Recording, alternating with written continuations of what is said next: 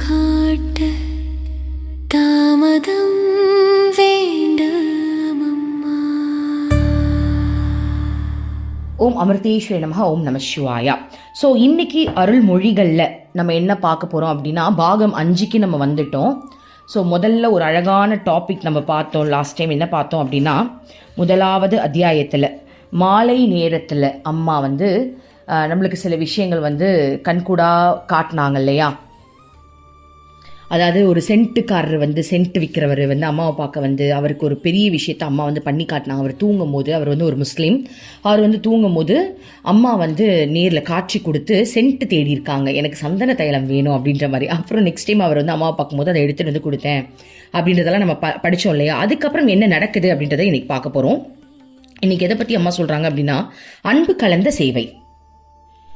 So இன்னைக்கு என்ன நடக்குது அப்படின்னு பார்த்தீங்கன்னா, மாட்டுக்காக தீவனம் வச்சாங்களா இல்லையா அப்படின்றத பார்க்கறதுக்கு அம்மா வந்திருக்காங்க. அம்மாவுக்கு தெரியாது எதுவுமே கிடையாது. ஆக்சுவலி மாட்டுக்கு அன்னைக்கு தீவனம் வைக்கல. ஒரு பிரம்மச்சாரி அதை மறந்துட்டார். அப்போது அம்மா மாடு ரொம்ப பசியாக இருக்குன்றதை தெரிஞ்சுக்கிட்டு அந்த பிரம்மச்சாரியை கூட்டிகிட்டு வர சொல்லியிருக்காங்க. அந்த பிரம்மச்சாரி அம்மாவை பார்த்து பயந்துக்கிட்டே வந்திருக்காரு. அம்மாவை பார்த்துட்டு, அம்மா நான் மாட்டுக்கு தீவனம் வைக்க மறந்துட்டேம்மா அப்படின்னு சொன்ன உடனே, என்னது மறந்துட்டியா, உனக்காவது வாய் இருக்கு, உன்னால் பசிக்குது அப்படின்றத சொல்ல முடியும், தண்ணி வேணுன்றதை கேட்க முடியும். ஆனால் இந்த மாடுக்கு வாய் இல்லை. அப்போது இத்தனை நாள் நீ செஞ்ச சேவை எப்படிப்பட்ட சேவையாக இருந்திருக்கு அப்படின்னா, அது சேவை கிடையாது, வேலையாக செஞ்சுருக்கேன். ஏன்னா வேலைன்னும் போது தான் மறக்க முடியும். அது சேவை அப்படின்னா அன்பு கலந்து செய்யும் போது எப்படி மறக்க முடியும்? இப்போது எக்ஸாம்பிள், ஒரு தாய் தன்னுடைய குழந்தைக்கு சாப்பாடு கொடுக்க மறப்பாளா, பால் கொடுக்க மறப்பாளா? ஏன்னா அவளுடைய உடல் உயிர் ஊனே அந்த குழந்தைன்னு வாழ்ந்துக்கிட்டு இருக்கான். அப்போது உண்மையான சேவை என்பது அன்பால் செய்கிறது. புரியுதுங்களா? அதற்காக அந்த பற்றுல போய் மாட்டிக்கணுன்றது கிடையாது. அதாவது என்ன அப்படின்னா, அனைத்தும் இறைவன்றதை உணர்ந்து அந்த இறைவன் மேலே இருக்கக்கூடிய அன்பை ஒவ்வொரு ஜீவராசிகளையும் நம்ம காட்டி, அந்த ஜீவன் மேலே, அந்த ஜீவனுக்குள்ளே இருக்கிறதும் நம்ம இறை சக்தி அப்படின்றத உணர்ந்து அந்த அன்பின் பிணைப்பில் நம்ம சேவை செய்யணும். அப்போது நீ எப்படி மறப்ப? அன்பு இல்லாமல் செஞ்சதுனால தான் நீ மறந்த. அன்போடு செஞ்சிருந்தனா மறந்துருப்பியா? அப்போ இத்தனை நாள் நீ செஞ்சதில் அன்பு இல்லை அப்படின்னு அம்மா சொல்லியிருக்காங்க. சொல்லிட்டு அம்மாவே அந்த மாடுக்கு தீவனமும் தண்ணியும் கொடுத்துருக்காங்க. அப்போ அந்த பிரம்மச்சாரி நடுவில் அம்மா நான் கொடுக்குறேன்னு சொல்லும்போது அம்மா அதை கேட்கவே இல்லையா. அம்மா என்ன சொல்லியிருக்காங்க, இன்னைக்கு நான் இந்த மாட்டுக்கு தீவனம் கொடுத்து என்னுடைய அன்பை நான் காட்ட போகிறேன், இன்னைக்கு ஒரு நாள் அது நல்லா அன்போடு அந்த தீவனத்தை சாப்பிட்டுட்டோம் அப்படின்னு தடவி கொடுத்து அந்த மாட்டுக்கு அந்த தீவனத்தை வச்சுருக்காங்க அம்மா. அதுக்கப்புறம் தண்ணி காட்டியிருக்காங்க, ரொம்ப அன்போடு பண்ணியிருக்காங்க. ஸோ அம்மா அதை பிரம்மச்சாரிக்கு பண்ணி காட்டியிருக்காங்க பாருங்க. அதுக்கப்புறம் தான் அம்மா சாப்பிடவே போனாங்களாம். ஏன்னா அம்மா இந்த மாடு சாப்பிடலன்றதுக்காக சாப்பிடவே இல்லையாம். 4:30 மணிக்கு தான் அம்மா சாப்பிடவே போனாங்களாம். அப்போ அம்மா என்ன சொல்கிறாங்க அப்படின்னா, அன்பு இல்லாமல் நம்ம செய்கிற ஒரு செயல் அதில் கண்டிப்பாக சுயநலம் கலந்துருக்குன்றாங்க. அதாவது உன்னுடைய மனசில் எண்ணங்கள் இருக்கு, சுயநலமான ஒரு விஷயம் இருக்கு அப்படின்னா, நீ செய்யற சேவையில உனக்கான பலன் என்ன இருக்குன்றதுல தான் நீ அதிகமான கவனம் செலுத்துவ, அதுல பியூரிட்டி இருக்காதுன்றாங்க அம்மா. ஓகேவா? நம்ம ஒரு செயல் செய்யறோம் அப்படின்னா அந்த மனம் முதல்ல பிளாங்கா இருக்கணுமா, அதுல முதல்ல நம்ம ஜட்ஜ் பண்ணக்கூடாது. அதை அந்த செயலை முதல்ல ஜட்ஜ் பண்ணக்கூடாது, அதற்கான பலன் நம்ம எதிர்பார்க்க கூடாது. அந்த செயல் எப்படி இருக்குன்னா அன்புல மட்டும்தான் இருக்கணும். ஓகேவா? அந்த அன்பின் கருணையில மட்டும் அது இருக்கும்போது அது புனிதமா இருக்குமா, அது புனிதம் அடையுமா. ஆனால் நம்மளுடைய செயல் எப்படி இருக்குன்னா, சுயநலம் நிச்சயமாக அதில் இருக்குமா, வேலைன்ற எண்ணம் இருக்கான். இப்போ எக்ஸாம்பிள் சொல்லணும்னா, அம்மா சொன்ன வேலையை நான் செய்யணும் அப்படின்ற ஒரு எண்ணம் இருக்கலாம். அதாவது அந்த உணர்வு பூர்வமாக இல்லாமல் ஒரு வேலையாக அதை நினச்சிருக்கலாம். நான்லாம் சத்தியமாக அப்படி தான் பண்ணிக்கிட்டு இருக்கேன். நான்லாம் இன்னும் உருப்படவே இல்லை. என் வீட்டில் இருக்க நாய்க்கு கூட நான் சோறு வைக்கிறது கிடையாது. ஆக்சுவலி இதை என் வாயில அம்மா சொல்ல வைக்கிறாங்க. எனக்கு அம்மா லெசன் எடுக்கிறாங்க தான். ஓகே. ஸோ அப்போ இதெல்லாம் நம்ம பார்த்து நம்ம கற்றுக்குறோம், அவ்வளோதான். அப்போது அந்த கருணையின் அடிப்படையில் நம்ம பண்ணுற விஷயங்கள் சரியாக இருக்கணும். இப்போ நான் ஒரு விஷயம் சொல்கிறேன் பாருங்க, இது ஒருத்தவங்க லைஃப்பில் நடந்த சம்பவம், எனக்கு தெரிஞ்சவங்க வீட்டில் நடந்த சம்பவம். ஒருத்தவங்க அப்படி தான் குரங்குக்கு தீனி வச்சுருக்காங்க. குரங்குக்கு டெய்லி வருமா, அதுக்கு வாழைப்பழம் கொடுத்துருக்காங்க, அன்போடு கொடுத்துருக்காங்க. அது ரொம்ப நல்ல விஷயம்தான். ஓகே. ஆனால் அதே குரங்கு என்ன பண்ணிடுச்சா, இவங்க வீட்டிலேருந்து வெளில போகும்போது ஜன்னல் லைட்டாக திறந்துருந்தது போல் இருக்கு, தாப்பால் போல் ஜன்னலை திறந்து வீட்டுக்குள்ளே வீட்டையே நாசம் பண்ணிடுச்சான். அப்போது அவங்களுக்கு அந்த குரங்கு மேலே கோவம் வருது அப்படின்னா அவங்க பண்ணது சேவையே கிடையாது. அன்னைக்கு அவங்க அன்போட பண்ணது சும்மா பண்ணியிருக்காங்க அப்படின்னு அர்த்தம். அதாவது என்ன சொல்லுவேன், நான் அவங்கள தப்பு சொல்லலப்பா. ஏன் நான் இந்த விஷயத்த சொல்றேன் அப்படின்னா, சில பேர் ஒத்துக்கவே மாட்டாங்க. என்ன சொல்லுவாங்கன்னா, மேம் நான் வந்து உண்மையாகவே கருணையோட பண்ணுறேன் மேம், எனக்கு அது கண்டிப்பாக வருது மேம்ன்றாங்க. ஆனால் அது உண்மையான்னு நம்ம செக் பண்ணி பார்க்கணும். நான் கூட தான் பன்னிக்கு சோறு வச்சிருக்கேன், என் வீட்டில் பண்ணி மட்டும் தான் வேறு எதுவும் வரதில்லை, நாய்க்கு சோறு வச்சிருக்கேன். ஆனால் நம்ம யோசிச்சு உள்ள ஆழமாக யோசிக்கணும்டா, நான் உண்மையாகவே என்னுடைய மனப்பான்மையில் என்ன இருக்குது, எனக்கு சுயநலம் சொட்டு கூட இல்லாமல் இருக்கா, எனக்கு சத்தியமாக இருந்தது எப்படி நான் உண்மையை ஒத்துப்பேன். ஏன்னா சோறு மீந்து போனாதானே நான் வைக்கிறேன், அதுக்காக சோறு வடித்து வச்சுருக்கேன் நான் இல்லையே, மீந்து போன சோறை தானே நான் வச்சுருக்கேன். ஸோ என்னோட இதில் வந்து நான் என்ன மிஸ்டேக் பண்ணுறதை நான் அனலைஸ் பண்ணுவேன். இப்போ உங்கள் சைடில் நீங்கள் அனலைஸ் பண்ணுங்கள். இப்போ சில பேர் என்ன சொல்கிறாங்களா, இல்லை நான் கண்டிப்பாக பண்ணியிருக்கேன், சரி பண்ணுறீங்க, ஆனால் அதன் மூலமாகவே உனக்கு ஒரு பெரிய ஆபத்து நடந்துருச்சுன்னு வச்சுக்கோ. ஆபத்து நடந்தும் நீ அதுக்கு பண்ணுற அப்படின்னா அது பேர் அன்பு. ஆபத்து நடக்கும்போது எனக்கு எல்லாம் தேவை தான், இதுக்கு போய் வச்சேன் பேர நீ வந்து கோவப்பட்டுட்டு அதுலேருந்து விலகிற அப்படின்னா அதில் அன்பு இல்லைன்னு அர்த்தம். ஸோ மேக்ஸிமம் அன்பு இருக்கிறது ரொம்ப கஷ்டமான ஒரு விஷயம் தான். பட் நம்ம நினச்சிக்கிறோம் நான் அன்போடு பண்ணுறேன். நான் என்ன சொல்கிறேன்னா, நம்ம கிட்ட இருக்கிற மிஸ்டேக்ஸ் அனலைஸ் பண்ணி பண்ணும்போது தான் நம்மளால் உருப்படியாக பண்ண முடியும். அதற்கான பலன் நம்ம வந்து எதிர்பார்க்க மாட்டோம். புரியுதுங்களா? இப்போ கூட நான் வந்து ஓகே நான் இந்த மாதிரிலாம் பண்ணதில்லை, எப்படி சொல்கிறேன், இன்றைக்கி கூட பாருங்கள் ஒரு மாவு மீந்து போயிடுச்சு, பண்ணி வந்துட்டு இருந்தது, நான் டக்குன்னு ஒரே சந்தோஷம் எனக்கு, அப்பாடா இந்த மாவு வேஸ்ட் ஆக போகிறதே கிடையாது, பண்ணி வந்துருக்கு, அது சாப்பிட்ற போது நான் சந்தோஷமாக எடுத்துகிட்டு போய் போடுறேன். அப்போ கிருஷ்ணன் ஒரு கேள்வி கேட்டார், எவ்வளோ சுயநலம், நீ காசு கொடுத்து வாங்கின இந்த பொருள் வேஸ்ட் ஆகிடக்கூடாதுன்னு அதுக்கு தீனியை போடுற. அப்போ அதாவது அந்த ஃப்ராக்ஷன் ஆஃப் செகண்டில் அந்த சந்தோஷத்தில் கூட எனக்கு ஒரு கிருஷ்ணா வந்து ஒரு ஆப்பு வச்ச மாதிரி ஒரு கேள்வி கேட்டாரு பாரு. எல்லாம் சரிதான், ஆனால் எவ்வளோ சுயநலம், உன்னுடைய மாவு வேஸ்ட் ஆகிடக்கூடாதுன்னு அந்த பண்ணி வந்து சாப்பிட்றது உனக்கு அவ்வளோ சந்தோஷம். இதுவே நீ சாப்பிடக்கூடிய ஒரு பொருளை பண்ணி சாப்பிட்டுச்சுன்னா என்ன பண்ணுவ, சந்தோஷப்பட்டிருப்பியா கவலைப்பட்டிருப்பியா? ஸோ நுணுக்கமான விஷயங்களை நம்ம யோசிக்கணும்டா. உண்மையாகவே நம்மளுடைய மனநிலை எப்படி இருக்குது, ஏன்னா நம்ம அனலைஸ் பண்ணி நம்மளுடைய அந்த சுயநலம் இருக்குது அப்படின்ற ஒரு விஷயத்தை நம்ம புரிஞ்சிக்கும் போது தான் அந்த எப்படி சொல்கிறது, நம்ம செய்கிற செயலில் ஒரு பெருமையோ ஒரு அகங்காரமோ நம்மளுக்கு வராது, தற்பெருமை வராது. ஓகே, அடுத்தது நம்ம அதை புரிஞ்சிக்கும் போது ஓகே நம்ம இந்த தவறு பண்ணுறோம், நெக்ஸ்ட் டைம் இது பண்ண வேண்டாம், வேறு மாதிரி பண்ணலாம், கரெக்டு தானே, ஒரு நாள் சமைச்சு போட்டால் என்ன ஆக போகுது. ஸோ அந்த மாதிரி நம்ம திங்க் பண்ண ஆரம்பிப்போம். அப்போது குரு சொல்கிற விஷயத்த நம்ம வந்து ஈஸியாக எடுத்துக்க முடியும். ஏன் என்னோட மிஸ்டேக்ஸை முதல்ல நான் அனலைஸ் பண்ணுறேன் அப்படின்னாலே நான் அடுத்த நிலைக்கு உயர்ந்தானே அர்த்தம். ஓகேவா? ஸோ அந்த மாதிரி நம்ம அனலைஸ் பண்ணணும். அதுதான் அம்மா நம்மளுக்கு சொல்லித்தராங்க. இதுக்கு வந்து ஸ்பெஷலாக அம்மா ஒரு கிளாஸே எடுக்கிறாங்க. அன்போட சேவை செய்கிறதுனா என்னன்றதை அம்மா ஒரு ஸ்பெஷலாக கிளாஸே எடுக்கிறாங்க. ஸோ முதல்ல இதுதான் சொல்லி முடிக்கிறாங்க. என்ன அப்படின்னா, வேலையாக நீ செய்யும்போது உன்னால் மறக்க முடியுது, ஆனால் அன்போடு செய்யும்போது உனக்கு ஆட்டோமேட்டிக்காக அது ஞாபகம் வருது. ஸோ சேவை என்பது அன்போடு செய்யக்கூடிய ஒரு கருணை நிறைந்த ஒரு விஷயமா இருக்கணும். ஸோ அதுவே ஒரு மிகப்பெரிய சாதனை. நீ சாதகனாக இருந்த அப்படின்னா அதோடைய மனநிலையை புரிஞ்சுக்கிறது ரொம்ப அவசியம்ன்றாங்க. ஒரு சாதகனுக்கு வந்து பேசுகிறவங்க, அதாவது மனுஷனாக இருக்கக்கூடியவங்களோட உணர்வை மட்டும் புரிஞ்சுக்கணுன்றது மட்டும் இல்லையா, விலங்குகள் கிட்ட கூட அதோடைய மனநிலையை புரிஞ்சுக்கிட்டு அதுக்கேற்ற மாதிரி நம்ம நடந்துக்கணுமா. அதுதான் உண்மையான சாதகன்னு அம்மா சொல்கிறாங்க. நம்ம ஜஸ்ட் மெடிடேஷன் பண்ணிட்டு மட்டும் உட்காந்துருந்தா பத்தாது, செயலில் கூட அதை புரிஞ்சுக்கிட்டு அவங்க கிட்ட பக்குவமாக நடந்துக்கணும் இல்லையா, அதுவும் மிகப்பெரிய சாதனை அப்படின்னு அம்மா சொல்கிறாங்க. ஆக்சுவலி ப்ராக்டிக்கலாக இதெல்லாம் நம்ம பண்ணும்போது தான் உண்மையே நம்மளுக்கு வருது. நம்ம தியரிட்டிக்கலாக பண்ணால் ஒன்று, தியரிட்டிக்கல் இப்போ நான் கூட தான் எக்ஸ்பிளைன் பண்ணுறேன், சூப்பராக எக்ஸ்பிளைன் பண்ணுறேன், ஆனால் நான் அப்படி ஆயிட்டேன்னா இல்லவே இல்லை. ஓகேவா? அப்போது ப்ராக்டிக்கல் ரொம்ப முக்கியம். அப்போ அம்மா அதற்கான ஒரு சூழ்நிலையை உருவாக்கி கொடுத்து நம்மளை பண்ண வைக்கிறாங்க. ஸோ எனக்கு எப்போ கொடுப்பாங்கன்னு எனக்கு தெரியாது, அந்த அம்மாவுக்கு தான் தெரியும்.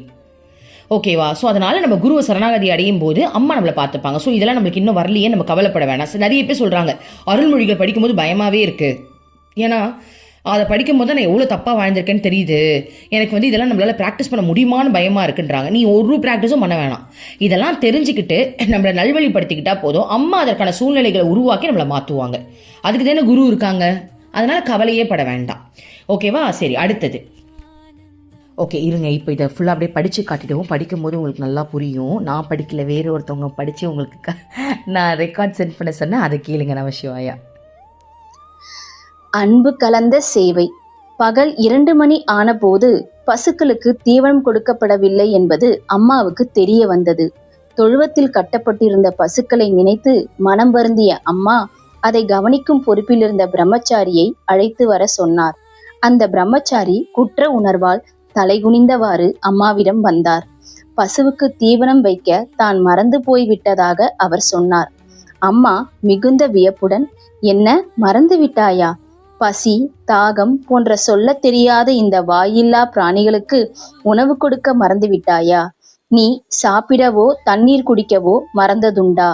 நாம் மனிதர்கள், பசித்தால் உணவு கேட்கிறோம், பசுக்களால் கேட்க முடியுமா? இது பெரும் பாவம். ஒரு சாதகன் மற்றவர்களது உணர்வுகளை புரிந்து கொள்ள வேண்டும். மனிதர்களின் உணர்வுகளை மட்டுமல்லாது பிற உயிர்களின் உணர்வுகளையும் புரிந்து கொள்ள வேண்டும். மனிதர்களைப் போல் அவை வாய் திறந்து பேசாததால் அவைகளுக்கு உணர்வுகள் இல்லை என்று நினைத்து விடாதே. பிறரது நிலையில் தன்னை வைத்து பார்ப்பது, அவர் என்ன நினைக்கிறார், எப்படி கஷ்டப்படுகிறார் என்பதை உணர்வது ஆகியவை சாதகனுக்கு இருக்க வேண்டிய அரிய குணங்களாகும். இந்த உயிர்களுக்கும் பசி, தாகம் போன்ற உணர்வுகள் உண்டு என்பதை உணர்ந்து கொண்டு சரியான நேரத்தில் இவைகளுக்கு உணவும் நீரும் கொடுப்பது ஒரு சாதனையாகும். இயந்திரத்தை போல் பசுக்களுக்கு உணவு கொடுக்காதே. உனக்கு கொடுக்கப்பட்டிருக்கும் வேலையாக எண்ணி மட்டும் இதை செய்யாதே. உனக்குள்ளும் எனக்குள்ளும் இருக்கும் அதே சக்தி இந்த பசுவிற்குள்ளும் இருப்பதை உணர்ந்து கொண்டு அன்புடன் இப்பசுக்களுக்கு பணிவிடை செய். அப்போது இந்த வேலையே ஒரு சாதனையாக மாறும். இதை சொல்லிவிட்டு அம்மா சாமான்கள் வைக்கும் அறையில் இருந்த சாக்கிலிருந்து தீவனத்தை எடுத்து கழுநீரோடு கலக்கலானார். மிகுந்த தயக்கத்துடனும் பயத்துடனும் பிரம்மச்சாரி அம்மாவை நெருங்கி, அம்மா, நான் செய்கிறேன் என்றார். அம்மா அவரிடம், எதுவும் பேசாதே, அம்மா இதை அன்புடன் செய்ய விரும்புகிறேன். இந்த பசுக்கள் உணவுடன் அன்பையும் பெற்று வளரட்டும் என்றார். அந்த பிரம்மச்சாரி அம்மாவின் அருகிலேயே நின்று கொண்டு பலமுறை மன்னிப்பு கேட்டார். பசுக்களுக்கு தான் தீனி வைப்பதாக சொன்னார். ஆனால் அம்மா அவரை கவனிக்கவே இல்லை. பசுக்களுக்கு தீனி கொடுக்கும் போது அம்மா அவைகளின் முகத்தை அன்புடன் தடவி கொடுத்தார். கனிவுடன் நெற்றியை வருடினார். அவைகளும் தங்கள் தலைகளை அம்மாவின் தோள்களில் உரசி தங்கள் நன்றியை தெரிவித்தன. அம்மாவின் முகத்தில் திருப்தியான புன்னகை மிளிர்ந்தது. பசுக்கள் தீவனத்தையும் தண்ணீரையும் அருந்தியதுடன் அம்மா அருகிலிருந்த வைக்கோல் போரிலிருந்து சிறிது வைக்கோலை அவைகளுக்கு எடுத்து போட்டார். மீண்டும் ஒருமுறை பசுக்களை தடவியும் வருடியும் கொடுத்துவிட்டு ஆசிரமத்திற்கு திரும்பினார். பசுக்களுக்கு தீவனம் கொடுத்த பிறகுதான் அம்மா அன்று சாப்பிட்டார். அம்மா உணவருந்திய போது மாலை மணி 4:30 மணி ஆகிவிட்டது. அம்மா செய்யும் ஒவ்வொரு செயலிலும் மிகுந்த நளினமும் அழகும் கலந்திருக்கும். ஏனென்றால் அம்மா எந்த ஒரு செயலையும் அளவு கடந்த அன்புடன் செய்கிறார். நமக்கு அன்பு காட்ட தெரியாது. நம் செயலில் அன்பு இல்லை. இதனால் அதில் அழகும் இல்லை. நாம் எப்போதும் பலனை எதிர்பார்த்தே செயல்களை செய்கிறோம். அதனால் நம் மன ஒருமைப்பாடு சிதறுகிறது. மனதில் அமைதியின்மை ஏற்படுகிறது. ஒரு செயலை அன்புடன் செய்ய வேண்டுமானால் ஒருமுகப்பட்ட மனமும் சுயநலமற்ற தன்மையும் வேண்டும். இவை இரண்டும் இல்லை என்றால் செய்யும் செயலில் அன்பு இருக்காது. ஓகே, இப்போ அடுத்த டாபிக் என்ன அப்படின்னு பார்த்தீங்கன்னா, இதயமும் அறிவும். பாருங்க, இதயமும் அறிவும். இதயம்னா நம்மளுடைய இதயம், நம்மளுடைய எப்படி சொல்றது, அன்பு, கருணை, இந்த காதல், ஒருத்தவங்க கிட்ட நம்மளுடைய மனசை பறி கொடுக்கறது, எனக்கு இவங்களை ரொம்ப பிடிச்சிருக்குன்னு சொல்றது, இதெல்லாம் இதய சம்பந்தப்பட்ட விஷயம். அப்போ இதயத்திற்கும் அறிவுக்கும் உள்ள டிஃப்ரென்ஸ் என்ன அப்படின்றத அம்மா நம்மளுக்கு சொல்லி தர போறாங்க. இதை நல்லா நம்ம கவனிச்சு பார்க்கணும். இது ரொம்ப முக்கியமான டாபிக்னு எனக்கு தோணுது. ஏன்னா இது படிக்கும் போது சரசரன்னு படிச்சுட்டு போயிடுறோம், ஒன்றும் புரியாத மாதிரி இருக்கு. முதல்ல நிறுத்து, ஒரு பாயிண்ட்டை நிறுத்து, இப்போ வரும் பெற எக்ஸ்பிளனேஷன் அப்படின்ற மாதிரி நம்ம பண்ணால் மட்டும்தான் இதுக்குள்ளே இருக்கிற ஆழத்தை நம்ம தோண்டி ஆராய்ச்சி பண்ணலாம். ஓகே, அம்மா சொல்லி கொடுக்கறத நம்ம ஆராய்ச்சி பண்ணலாமா? அம்மா எங்களுக்கு சொல்லி கொடுங்கம்மா. அதாவது இதில் அம்மா என்ன சொல்லியிருக்காங்க அப்படின்னா, பிரம்மச்சாரி மாடுக்கு தண்ணி வைக்கல அப்படின்ற ஒரு விஷயத்தை பற்றி அம்மா சொன்னாங்க இல்லையா? அதை பற்றி இன்னொரு பிரம்மச்சாரி அம்மா கிட்ட கேள்வி கேட்குறாங்க. அம்மா, நீங்கள் சொல்லியிருக்கீங்க, ஆனால் எனக்கு இதில் ஒரு டவுட்டு. இது டவுட்டுனா இதை பற்றி தெரிஞ்சுக்கணும்னு எனக்கு ஒரு ஆர்வம் வருதுமா. அப்போது நம்ம செய்கிற அந்த அன்பான செயலுக்கும் பேச்சுக்கும் டிஃப்ரென்ஸ் இருக்கான்னு கேட்குறாரு. பாருங்க, எங்கேருந்து எங்கே வராரு பாருங்க. அன்புக்கும் நம்ம பேசுறதுக்கும் டிஃப்ரென்ஸ் இருக்கான்னு கேட்குறாரு. அது என்னன்னு படிச்சாதான் நம்மளுக்கு புரியுங்க. நான் படிக்கிறேன் பாருங்க. மாலை 5 மணி தியான அறைக்கு முன்னிருக்கும் தாழ்வாரத்தில் ஒரு சிறு கூட்டம் கூடியிருந்தது. அந்த கூட்டத்தில் நடு நாயகமாக அம்மா வீற்றிருந்தார். பிரம்மச்சாரிகளும் ஆசிரமத்தில் வாழும் இல்லற பக்தர்களும் அவரை சூழ்ந்து இருந்தனர். அனைவரும் பஜனை பேரின்பத்தில் திளைத்தனர். அம்மா முதலில் பாட அனைவரும் அதை திரும்பி பாடினார்கள். பாடல் முடிந்தது. சிறிது நேரம் அங்கு அமைதி நிலவியது. அம்மா அனைவரையும் கருணை பொங்க பார்த்தார். ஒரு பிரம்மச்சாரி அப்போது, அம்மா, இன்று மதியம் பசுக்கு தீனி வைத்து கொண்டிருந்த போது நீங்கள் பிரம்மச்சாரியிடம் பேச வேண்டாம், பசுவுக்கு அன்புடன் தீனி கொடுக்க வேண்டும், அதை அவை உணர வேண்டும் என்று சொன்னீர்கள் அப்படின்னு சொன்னாங்களா. இருங்க, அது என்னன்னு படிச்சு பார்ப்போம். இன்னொன்று பாருங்களேன், அதாவது நம்ம முன்னாடி டாப்பிக்கில் அதை படித்தோம்ல, அதில் போட்டிருக்கு பாருங்களேன். அதாவது அம்மா நான் செய்கிறேம்மா, அம்மா அம்மா கொடுங்கம்மா, அம்மா நான் தீனி வைக்கிறேம்மான்னு அந்த பிரம்மச்சாரி கேட்கும்போது அம்மா அவரிடம் எதுவும் பேசாதே, அம்மா இதை அன்போடு செய்ய விரும்புகிறேன் அப்படின்னு சொன்னாங்க. இப்போ இந்த பிரம்மச்சாரி அந்த பாயிண்ட்டை பிடிச்சிருக்காங்க பாருங்க. எந்த பாயிண்ட்டை பிடிச்சிருக்காங்க பாருங்க.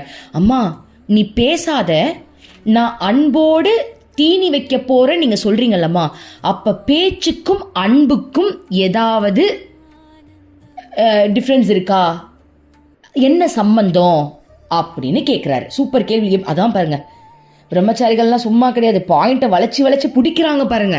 நம்மளா இருந்தா பேசாத, டிஸ்டர்ப் பண்ணாதன்னு நினைச்சிருப்போம், ஆனா அதுல ஏதோ சம்பந்தம் இருக்குன்னு அவர் கேட்டிருக்காரு. ஓகே, இந்த பாயிண்ட் தான் அவர் கேட்டிருக்காரு. ஓகே, ஸோ என்ன கேட்கிறாரு அப்படின்னா, பேச்சுக்கு இடையில் ஏதோ தொடர்பு இருப்பதாக தோன்றுகிறது. அதாவது அம்மா சொன்னதன் பொருள் எனக்கு விளங்கவில்லை, ஆனால் அன்புக்கும் பேச்சுக்கும் இடையில் ஏதோ தொடர்பு இருப்பதாக தோன்றுகிறது. பசுவுக்கு அன்புடன் தீனி கொடுக்க வேண்டும், அதை அவை உணர வேண்டும் என்று சொன்னீர்கள். அம்மா சொன்னதன் பொருள் எனக்கு புரியல, ஆனா பேச்சுக்கும் அன்புக்கும் ஏதோ தொடர்பு இருக்குன்னு மட்டும் எனக்கு புரியுதமா, அதை எனக்கு கொஞ்சம் விளக்கமா சொல்லுங்கன்றாங்க. ஓகே, இப்போ அதை தான் நம்ம தெரிஞ்சுக்க போறோம். என்னன்னா, அம்மா அதற்கு பதிலளித்தார், மகனே நீ சொன்னதில் தவறில்லை, ஆனால் உண்மையில் அன்புக்கும் பேச்சுக்கும் தொடர்பு இல்லை. பார்த்துக்கங்க, அன்பு வர இடத்துல பேச்சே இருக்காதுன்றாங்க. அதான பாயிண்ட். அன்புக்கும் பேச்சுக்கும் சம்பந்தமே இல்லையா? யோசிச்சு பாருங்க, உனக்கு வர ஃபீலிங்ஸை எந்த வார்த்தையை போட்டு நீ வெளில சொல்லுவ? லவ்ல முக்காவாசி பேர் ப்ராப்ளம்ல சிக்கிறதுக்கு பேரே உள்ளுக்குள்ள இருக்க உணர்வை எனக்கு எக்ஸ்பிளைன் பண்ண முடியலடான்னு மாட்டிக்கிறாங்க. ஆனா அதை தானே எல்லாரும் எதிர்பார்க்கறாங்க இல்லையா? எல்லா பெண்களையும் கேளுங்க, என் கணவர்கிட்ட என்ன பேச ஒரு அன்பான வார்த்தை. ஆனா அம்மா சொல்ற அன்புக்கு எங்க வார்த்தை இருக்குன்றா. ஆனா கிருஷ்ணன் எல்லாம் அன்பா தான் பேசுவார், ஏன்னா நமக்கு பேசினா தானே புரியும். அதனால கடவுள் எல்லாம் பேசுவாங்க. ஆனா உண்மை நிலையை அம்மா சொல்றாங்க என்ன அப்படின்னா, அன்புக்கும் பேச்சுக்கும் தொடர்பு இல்லையா. இங்க பாருங்க, அன்புக்கும் மௌனத்திற்கும் இடையேதான் உண்மையான தொடர்பு உள்ளது. அன்பு இருக்கிற இடத்துல மௌனம் தான் இருக்குமா, அன்பு அப்படின்ற இடத்துல பேச்சு இருக்காதான், அன்பு அப்படின்ற இடத்துல மௌனம் இருக்குமா. செம்மையா இருக்குல்ல? இதை நம்ம எப்படி சொல்றது, உதாரணத்தோட நம்ம பார்க்கும்போது புரியும். இப்ப அடுத்தது, உண்மை அன்பு இருக்கும் இடத்தில் மௌனம் நிலவும். உண்மை அன்பு இருக்கும் இடத்தில் மௌனம் நிலவும். உண்மையான அன்பு இருக்கிற இடத்துல மௌனம் தான் நிலவும். அங்கு வார்த்தைகள் இல்லை, அமைதி மட்டுமே அங்கு நிலவும். அலைகளும் சலனமும் அற்ற ஒரு அமைதியான ஏரியை போல் உண்மை அன்பு தோன்றும். உண்மை அன்பு தோன்றும் போது மனதில் எந்தவிதமான சலனமும் இருக்காது. கவனம் சிதறுவது, கவனக்குறைவு அல்லது ஏதாவது தடங்கல்கள் போன்றவை மனம் என்னும் ஏரியில் தோன்றும் அலைகளாகவும் மனம் என்னும் ஏரியில் தோன்றும் அலைகளாகும். சரி, இப்ப பாருங்க, நம்ம இதுல ஒரு பாயிண்டா படிச்சாதான் நம்மளுக்கு எக்ஸ்பிளைன் பண்ண முடியும். அம்மா என்ன சொல்றாங்க, முக்கியமான பாயிண்ட், அன்பு உருவாகிற இடத்துல சலனம் அப்படின்ற ஒரு விஷயம் இருக்காது, அது சலனமற்ற நிலையில இருக்குமா. அது ஒரு பியூரஸ்ட் ஃபார்ம், அது ஒரு முழுமையான ஒரு பேர் உணர்வு அன்பு. அன்பு வரும்போது அதனால தான் நிறைய பேருக்கு ஆனந்த கண்ணீர் வருது. ஏன்னா அந்த உணர்ச்சியை வெளியே கொண்டு வர முடியாம கண்ணீர் மூலமா அது வெளில வந்துடுது. அதுக்கு வார்த்தைகள் கிடையாது. அதுதான் அம்மா சொல்றாங்க, அது ஒரு உணர்வு. நீ அந்த உணர்வை அனுபவிப்பியா, இல்ல வாயை திறந்து பேசுவியா, என்னன்னு போட்டு பேசுவ? உள்ளுக்குள்ள இருக்கிற உணர்வை எக்ஸ்பிளைன் பண்ணவே நம்ம படாத பட்டுக்கிட்டு இருக்கோம். ஆமாவா இல்லையா? நிறைய விஷயங்களை எக்ஸ்பிளைன் பண்ணவே எப்படி சொல்றதுன்னு எனக்கு தெரியலன்னு தான் சொல்லுவோம். ஏன்னா அதுக்கு வார்த்தைகள் கிடையாது. அம்மா சொல்றாங்க, உண்மையான அன்பு இருக்கும்போது அந்த அன்புல சலனமே இருக்காதான். அது மட்டும் இல்ல, உண்மையான அன்பு இருக்கும்போது கவனம் சிதறாது. கவனக்குறைவு அல்லது ஏதாவது தடங்கள் போன்றவை மனம் என்னும் ஏரியில் தோன்றும் அலைகளாகும். உண்மை அன்பு மனதில் ஆடாத அசையாத நிலையில் தோன்றுகிறது. பாருங்க, உண்மையான அன்பே ஆடாம அசையாம இருக்கிற இடத்துல தான் தோன்றுமா. அப்ப அந்த அன்பு நம்மளுக்கு அந்த அன்பு இல்லாம இருக்கும்போது தான் மனசுக்குள்ள இந்த தடையான சில எண்ணங்கள், கவனக்குறைவெல்லாம் ஏற்படுமா. அப்ப அங்க அன்பு இல்லையா. கவனக்குறைவோட நீ ஒரு விஷயம் பண்றனா அங்க அன்பு இல்லையா. அப்போ உன் எண்ணம் வேற ஏதோ யோசிச்சுக்கிட்டு இருக்குன்னு அர்த்தமா. உன்னுடைய அன்பு முழுமையா இருக்கும்போது அந்த மனசுல எண்ணமோ சுயநலமோ எதுவுமே வராதுன்னு நம்ம சொல்றாங்க. அந்த சலனமற்ற நிலையில் மௌனத்தை உணரலாம். அப்போ அந்த சலனமற்ற நிலைனா என்ன, அந்த பியூரஸ்ட் ஃபார்ம், அந்த அன்புல நம்ம எந்த எண்ணமுமே நம்மளுக்கு வராத அளவுக்கு அது நல்லா இருக்குமா. இருங்க, இது எக்ஸாம்பிளோட பார்த்தா தான் நம்மளுக்கு புரியும். என்ன அப்படின்னா, ரீசெண்டாக என் லைஃப்ல ஒரு சம்பவம் நடந்துச்சு. நான் டைஸ் போட்டு பேசுவேன்னு உங்களுக்கு தெரியும். நான் ரீசெண்டாக சில ஆடியோஸில் சொன்னேன், கிருஷ்ணா என்கிட்ட டைஸில் பேசலைன்னு சொல்லியிருந்தேன். ஏன் பேசலை ஆனால் கனவுல வந்தார்.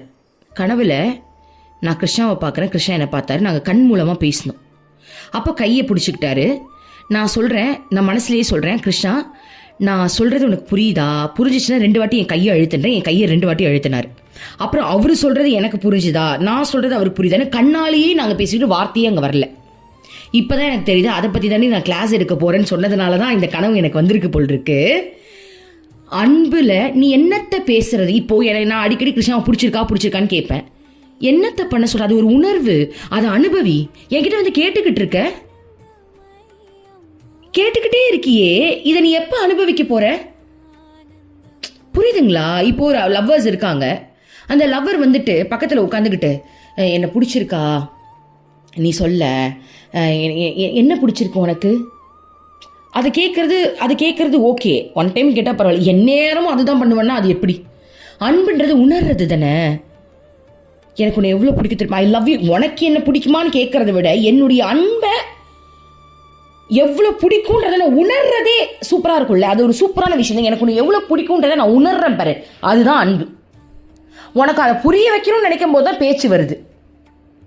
முதல்ல அந்த அன்பை நான் உணர்றேன். அப்போது அது ஆடு மாடுங்க கிட்ட தான் நம்ம உணர்வு மூலமாக காட்ட முடியுது. நம்ம பர்சன்ஸ் கிட்ட காட்ட முடியுதா. இப்போ தான் எனக்கு தெரியுது, அடியே கிருஷ்ணா சொல்லியிருக்காரு, நான் ஆடு மாடுங்க கிட்டலாம் பேசினதே கிடையாதுடி, அதுங்களாம் என் உணர்வை புரிஞ்சுக்கிட்டு. ஆனால் என்னவோ சொல்லுவாங்களே, 6 அறிவு பகுத்தறிவுல சேர்த்து உனக்கு கொடுத்து நீ புரிஞ்சிக்க மாட்டேன்னு என்கிட்ட பேசி சாவடிக்கிறேன்னு இப்போதான் கிருஷ்ணா சொல்றது எனக்கு புரியுது. இன்னொரு எக்ஸாம்பிளில் பார்த்தோம் அப்படின்னா, இப்போது நம்ம கூட ஒருத்தவங்க இருக்காங்க, குழந்தையே வச்சுப்போம், ஒரு தாய் ஒரு குழந்தை, அப்போ ஈஸியாக இருக்கும்.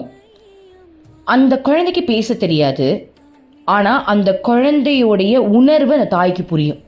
அந்த குழந்தை கொஞ்சம் மூஞ்சி சுளிக்குது அப்படின்னா அதுக்கு வயிறு வலிக்குது, அது வாயை ஒரு மாதிரி பண்ணுது, அதுக்கு பசிக்குது அப்படின்னு பார்த்து புரிஞ்சுப்பாங்க.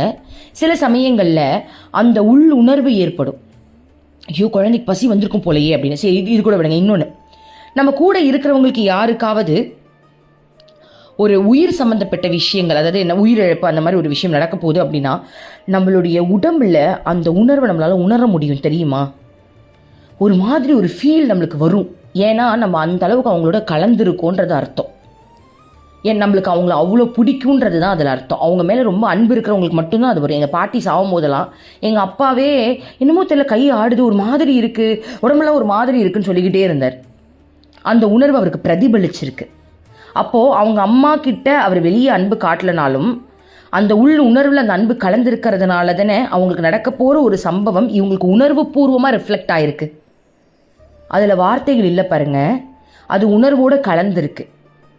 ஸோ அம்மா சொல்கிறா, தூய்மையான அன்பு இருக்கும்போது கவனக்குறைவே இருக்காதான், உன்னுடைய எண்ணம் கண்ட இடத்துக்கு போகாதான், சலனமான ஒரு உணர்வே உனக்கு வராதுன்றாங்க. தூய்மையான அன்புல அதோடைய பசியை நீ உணர்வ. அப்போ உனக்கு பசிக்கிற அந்த ஃபீல் வரும்போது, உனக்கு மட்டும் பசிச்சுன்னா எல்லாத்தையும் தூக்கி போட்டு சோறு தான் முக்கியம்னு சாப்பிட்றோம். அது கூட அம்மா ஒன் டைம் கிளாஸ் எடுத்தாங்க. பசியில் நம்ம கடவுளை மறந்துடுவோம், அது ஒரு சாதனையை நம்ம செய்யணும். பசிச்சாலும் இறைவனை நினைச்சிட்டு இறைவன்கிட்ட பிரார்த்தனை பண்ணிட்டு ஸ்லோகம் சொல்லிட்டு தான் நம்ம சாப்பிடணும்னு அம்மா சொல்லி கொடுத்தாங்க. ஏன்னா பசியில் நம்ம கடவுளை மறந்துடுறோம், அது ஒரு கீழ்நிலைக்கு போகிறதுக்கான ஒரு விஷயம். பசின்னு வரும்போது நீ எல்லாத்தையும் மறக்கிறல்ல, அது ஒரு கேவலமான விஷயம்ட்டாங்க, அது ஒரு மோசமான செயல், அதை நீ மாற்றிக்கணும்னு சொல்லி கொடுத்தாங்க. அப்போது உனக்கு பசி வரும்போது நீ எல்லாத்தையும் மறக்கிற இல்லையா, அப்ப அந்த பசுவுக்கு பசி வருதுன்றதை நீ உணரும் போது எல்லாத்தையும் நீ உனக்கு பசின்ற போது மறக்கிறல்ல, அப்ப அந்த பசுவை நீ உணரும் போது உனக்கு வேற எந்த எண்ணமும் வரக்கூடாது இல்லையா, அந்த பசியில நீனும் ஊறி போயிருக்கணும் இல்லையா, அப்ப அந்த அன்பால தானே அந்த பசுவுக்கு பசிக்குதுன்ற தாட் உனக்கு அதிகமா வரும். அப்போ உனக்கு வேற எந்த எண்ணத்துக்கும் நீ இடம் கொடுக்க மாட்டேன். அந்த டைம்ல பிசினஸ் விஷயமா ஒரு எண்ணம் வந்தா கூட அதெல்லாம் முதல்ல தூக்கி போடும், முதல்ல என் குழந்தைக்கு பசிக்குது நான் போறேன், அதுக்கு முதல்ல சோறு வைக்கிறேன்னு தான் போவாங்க. எனக்கு பசிக்குதுன்னும் போது நான் எந்த அளவுக்கு எல்லாத்தையும் ஒதுக்கிட்டு என் சாப்பாடுல கவனம் செலுத்துறனோ அதே ஃபீலிங்ஸ் தான் எனக்கு ஒரு ஒரு ஒரு விலங்கு மேலேயோ என் குழந்தை மேலேயோ வரணும் அப்படின்னா அன்பு இருந்தால் தானே வரும். அதுதான் அம்மா கேட்குறாங்க. உனக்கு பசிக்குதுன்னும் போது எல்லாத்தையும் தூக்கி போடுறமா, அதே மாதிரி உன் குழந்தைக்கு பசிக்குதுன்னு வச்சுக்கோங்க, உனக்கு பசி எடுத்தாலும் அந்த சோறை நீங்கள் குழந்தைக்கு கொடுப்பீங்களா மாட்டீங்களா? நான் அந்த விஷயத்தில் கொடுத்துருக்கேன்ப்பா. எனக்கு பசி பாருங்களேன், ட்ரெயினில் வரும்போது என் குழந்தை பசினா எனக்கும் செம்ம பசி. இட்லி விற்றாங்க, நான் வந்து என்ன பண்ணேன், 2 பேக்கெட் இட்லி வாங்குறேன், அவளுக்கு ஒரு பேக்கெட் எனக்கு ஒரு பேக்கெட். அவள் அதை சாப்பிட்டு முடிச்சுட்டு இன்னும் பசியில் அம்மா எனக்கு இதுவும் வேணும்னா, நான் பசிச்சாலும் பரவாயில்லன்னு சொல்லிட்டு என் குழந்தைக்கு நான் கொடுத்துட்டேன். ஏன் கொடுத்தேன்? எனக்கு அந்த இடத்துல அவன் மேலே அன்பு இருக்கு. அன்பு இருந்ததுனால என் பசி கூட என் கண்ணுக்கு தெரியல. கரெக்ட். இதுதான் அம்மா சொல்றாங்க, தூய்மையான அன்பு இருக்கிற இடத்துல சுயநலம்ன்ற ஒரு விஷயம் இருக்காது, வேற எண்ணங்கள் இருக்காது. இதுவே என் ஃப்ரெண்டு என்கிட்ட கேட்டிருந்தா அப்படின்னு வச்சுக்கோங்களேன், ஏய் பொடி அப்படின்னு எனக்கு பசிக்குது நான் சாப்பிட்ருப்பேன். அதுக்காக அன்பு இல்லைன்னு நான் சொல்ல வரல, அங்கே சுயநலத்தை காட்ட முடியுது. புரியுதுங்களா? அதாவது எனக்கு அது அன்புன்றது வந்து ஒரு ஆழமான அன்பை சொல்கிறாங்க. ஆனால் இதுவே ஒரு குழந்தைக்கு அது நடக்கும்போது ஒரு தாயால் அந்த ஆழமான அன்பு இருக்கிறதுனால அந்த உணர்வை இவங்க உணர முடியுது. அந்த தூய்மையான உணர்வை தான் அம்மா இங்கே நம்மளுக்கு சொல்கிறாங்க. அதனால தான் நம்ம வந்து எக்ஸ்பிளனேஷனோட சொன்னால் மட்டும்தான் புரியும். எனக்கே இப்போ தான் புரியுது அம்மா என்ன சொல்கிறாங்கன்னு. ஓகேவா? அப்ப தூய்மையான அன்பு வரும்போது அங்க நீ நான் அப்படின்ற அந்த ஒரு விஷயம் அழியுது. ஏன்னா எனக்கு பசிக்கும் போது நான் எவ்வளவு தீவிரமா இருந்தனோ அதே தீவிரத்தை நான் உனக்கு பசிக்கும் போது காட்டுறேன் அப்படின்னா எனக்கு உன் மேல அன்பு இருக்கிறதுனால தானே காட்டுறேன். ஊர் உலகத்தில் நிறைய பேருக்கு தான் பசிக்குது, எல்லாருக்கும் நான் காட்டிக்கிட்டு இருக்க இல்லையே. எனக்கு உன் மேல அன்பு இருக்கு, எனக்கு பசிக்கிற அதே ஃபீல் என் குழந்தைக்கு பசிக்கும் போது எனக்கு இல்லைனாலும் பரவாயில்லன்னு நான் அந்த குழந்தைக்கு காட்டுறேன் அப்படின்னா அந்த குழந்தையோட அன்பின் உணர்வுல நான் பிணைஞ்சு இருக்கேன்னு அர்த்தம். அப்ப அன்புன்னு ஒரு விஷயம் வரும்போது அங்க சுயநலம் இல்லை, வேற எந்த எண்ணமும் இல்லை, எந்த சிந்தனையும் இல்லை. அந்த டைம்ல யார் பிசினஸ் பத்தி பேசினாலும் சரி, கவுன்சிலிங் கால் வந்தாலும் சரி, ப்ளீஸ்ப்பா என் பசங்களுக்கு நான் சோறு ஊட்டிட்டு இருக்கேன் அப்புறம் பேசலாம்னு சொல்லிட்டு தான் நம்ம அதை வைக்கிறோம். அப்ப அங்க தூய்மையான அன்பு இருக்கும்போது என்னுடைய எண்ணம் வேற எந்த விஷயத்துக்குமே இடம் கொடுக்கவே மாட்டேங்குது. அந்த குழந்தையோட பசியை தீக்கிறதுல மட்டும்தான் அது குறியா இருக்கு. அதை தான் அம்மா தன்னுடைய மாடுக்கு பண்ணாங்க. அங்க தூய்மையான அன்பு இருக்கும்போது அம்மா பேசாத பிரம்மச்சாரி பேசாத, ஏன்னா அது டிஸ்டர்ப் ஆகுது அம்மாவுக்கு. என் குழந்தைக்கு நான் சோறு ஊட்டிக்கிட்டு இருக்க, கொஞ்சம் பேசாத.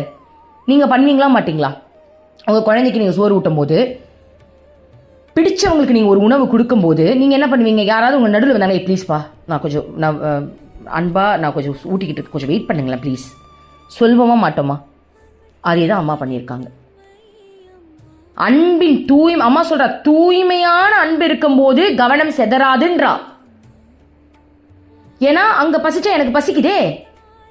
இந்த பாயிண்ட் தான் அம்மா சொல்றாங்க, தூய்மையான அன்பு இருக்கும் இடத்தில் உன்னுடைய கவனம் செதறாது, நீ மறக்கவும் மாட்ட.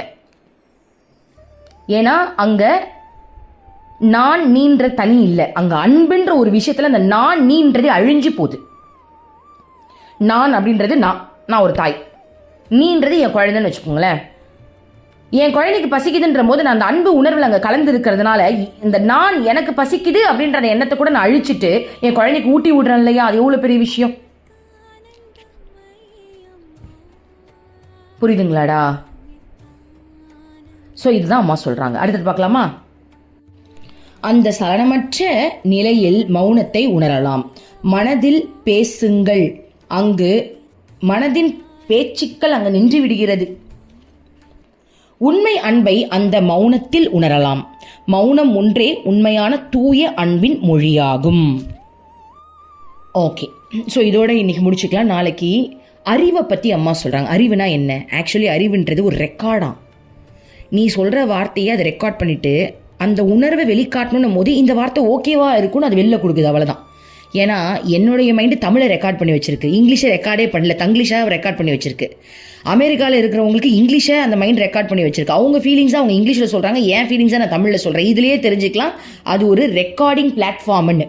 ஆனால் அன்பு அப்படி கிடையாது. எனக்கும் அந்த அன்பு வரும், அமெரிக்காவில் இருக்கிறவங்களுக்கும் ஒரே உணர்வு தான் வரும். ரெண்டு பேருக்குமே அன்பு ஒன்று தான், ஆனால் லாங்குவேஜ் அந்த வார்த்தை வேறு. ஸோ இதை பற்றி அம்மா அழகாக எக்ஸ்பிளைன் பண்ணுறாங்க. அது என்னன்றதை நாளைக்கு பார்க்கலாம். ஓம் அமிர்தேஸ்வரி நமஹ. ஓம் நம சிவாயா. மனமே உனக்கு சொந்தம், ஒருவரும் இல்லை என்ற உண்மையை ஒரு நாளும் நீ மறந்திடாதே.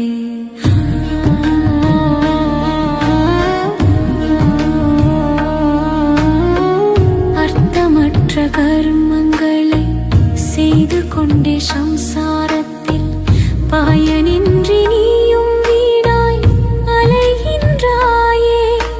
காயமது மாயமதனை சமம் என்று உணர்ந்து கொண்டு சத்தியத்தை அறிந்திட நாம் வழி தேடுவோம். நிலையில்லா உலகினை நிஜமென்று